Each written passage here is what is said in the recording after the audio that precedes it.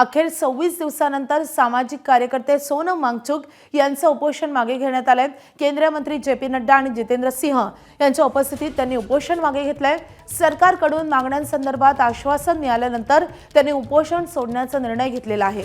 तर सोनम वांगचुक यांचं उपोषण अखेर 26 दिवसानंतर त्यांनी मागे घेतलेलं आहे। सामाजिक कार्यकर्ते सोनम वांगचुक हे गेले 26 दिवस उपोषण करत होते।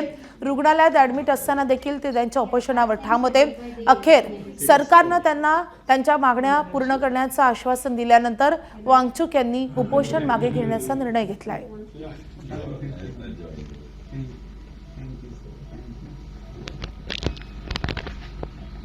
After 26 days, this tastes very good, but hunger doesn't taste bad either.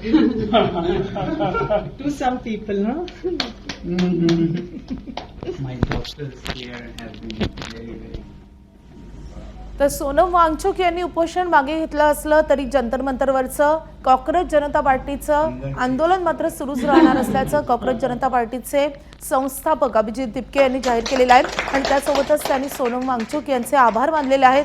ज्या प्रकारे 26 दिवस ते त्यांच्या उपोषणावर ठाम राहिलेले होते, त्यामुळे त्यांचे आभार मानत त्यांनी हे आंदोलन मात्र पुढे सुरूच राहील जोपर्यंत धर्मेंद्र प्रधान यांचा राजीनामा होणार नाही, अशी भूमिका स्पष्ट केली आहे।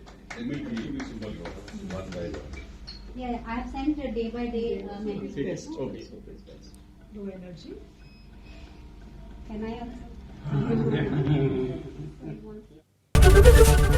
एबीपी माझा, उघडा डोळे बघा नीट।